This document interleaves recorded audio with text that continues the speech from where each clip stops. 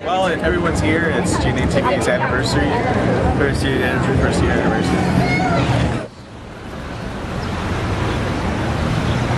Bruce Ferguson. Bruce Ferguson, cool.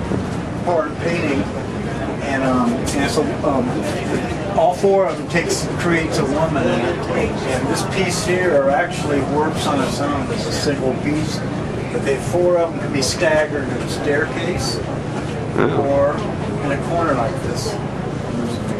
These are all done with oil paints, and then I take off the paint with a Q-tip, so that keeps them real flat. It's burnt sienna, and these are all have different approaches.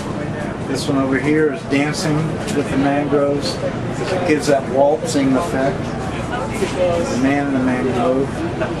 It's mama. I hear you. Oh, thank you. All right.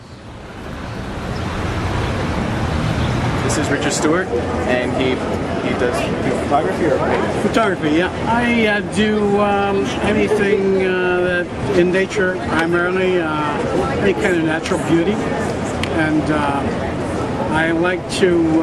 I've been doing conventional photography for many years, and I got kind of bored with it, so I started using soft focus techniques and diffusion filters to soften the lines and make it more of less of a photograph. You still have the realism of photography. Well, I have a background in graphics, and I do go out and to beaches and outdoor areas, and I just like to, what I call it is expressionistic photography.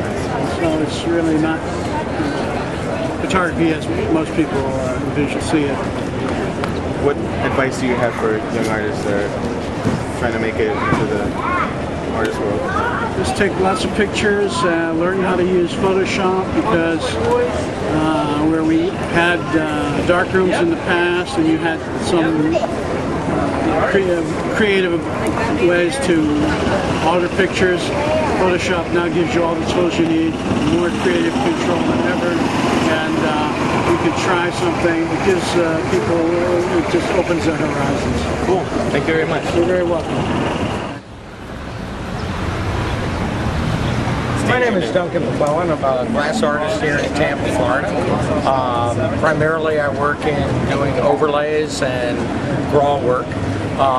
Most of my pieces are hand-blown pieces that take anywhere from 2 to 3 other people besides myself to blow the piece, and then they're carved after they're in the cold state and they've gone through a grinding and polishing. I do some of the blowing over in St. Petersburg, but I have my own studio here where 95% of the work is done in the carving. It's not the blowing, it's the carving. So how did you get into it? Well, I came to Tampa. I got a scholarship to go to restaurant school, but ended up staying in the art department most of the time, and developed working with clay for a while and leather, but finally came to glass about 15 years after that. Do you have any advice for up-and-coming artists that want to work with glass? Oh, some of the best places were lucky, because when I first studied, there were only 2 places to study, and I was flying to New York just to blow glass.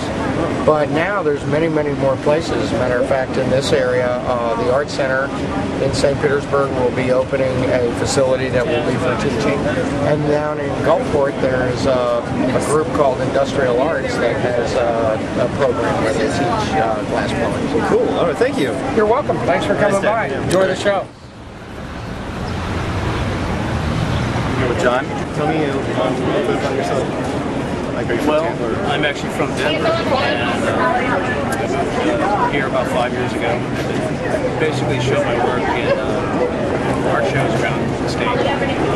So what's the subject matter of your work? Well, basically I take a trip somewhere every year.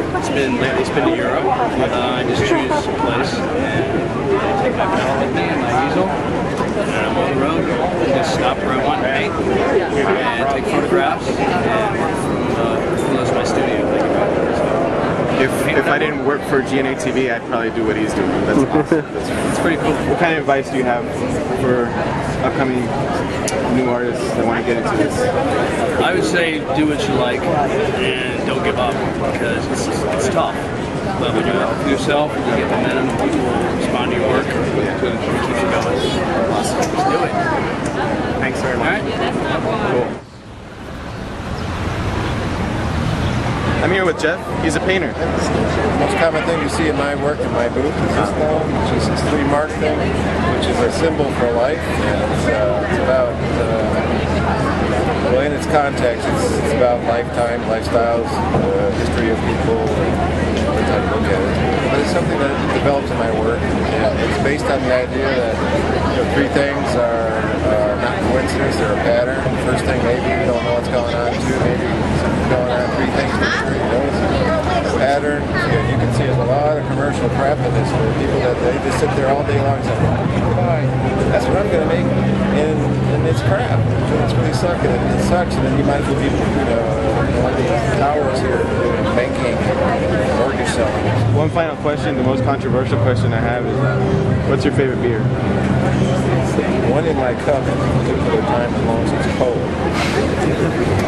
I just want to say thank you to everyone who came out and to celebrate with us our year anniversary.